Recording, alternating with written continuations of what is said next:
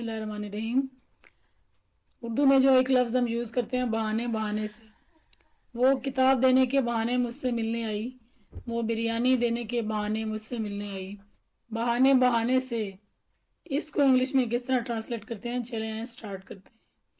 और ये याद रखें, कभी भी हम इसके लिए एक्सक्यूज़ का वर्ड नहीं लगाएंगे, क्योंकि एक्सक्यूज़ का मतलब बहाना तो होता है, लेकिन बहाने बहाने से नहीं होता। दिल में कोई और बात छुपी होती है और आप ऊपर से कोई और बहाना करते हैं, तो वहाँ पर हम वर्ड यूज़ करते हैं on the pretext of. On the pretext of, तो हम बोलेंगे on the pretext of this I invited her. इसी बहाने मैंने उसे इनवाइट किया, बुलाया। On the pretext of this I invited her. वो किसी काम के बहाने जल्दी निकल गई। She left early on the pretext of having another commitment. यानी किसी और काम को क्या बोलेंगे, अनदर कमिटमेंट। किसी और कमिटमेंट के बहाने वो जल्दी निकल गई। होमवर्क में मदद के बहाने सारा ने कई घंटे बातों में गुजार दिए। यानी होमवर्क में हेल्प करने के बहाने बहाने। Under the pretext of helping with homework सारा स्पेंट आवर्स इन टॉकिंग। अब यहाँ पे आप एक बात नोट करें, अंडर अंडर द प्रीटेक्स्ट का मतलब है कोई आपके दिल में ऐसा बहाना जो आप बताना नहीं चाहते और आपने अपने मन के अंदर कोई और बात रखी है और आपकी ज़ुबान पर कोई और बात है, तो वहाँ पर आप अंडर द प्रीटेक्स्ट भी यूज़ कर सकते हैं, और अगर आपका दिल चाहे तो ऑन द प्रीटेक्स्ट भी यूज़ कर सकते हैं। ये दोनों जो है वो इंटरचेंजेबली यूज़ होते हैं, आपकी मर्ज़ी है ऑन द प्रीटेक्स्ट लगाएं या अंडर द प्रीटेक्स्ट लगाएं।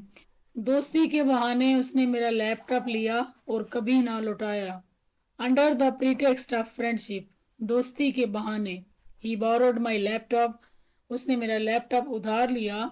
एंड नेवर रिटर्न्ड इट, और उसे कभी वापस ना किया, यानी उसने उसको कभी ना लौटाया। किताब देने के बहाने मैंने उसे बुलाया।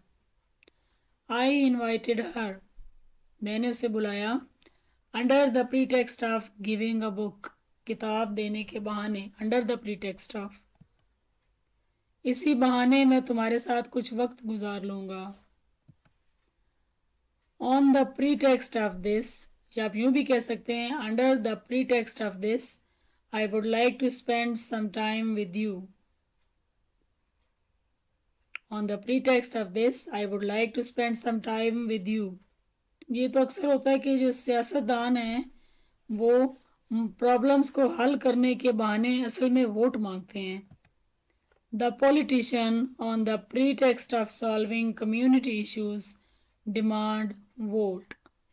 यानी बहाना क्या बनाते हैं, सॉल्विंग कम्युनिटी इश्यूज, के वो लोगों के मसाइल हल करेंगे, बट एक्चुअल में वो वोट डिमांड करते हैं। तो यहाँ पर भी हम यूज़ करेंगे ऑन द प्रीटेक्स्ट ऑफ, के बहाने। इसी बहाने उसने मुझसे मदद मांगी।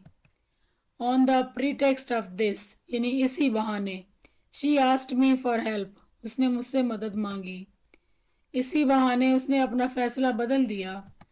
On the pretext of this she changed her decision.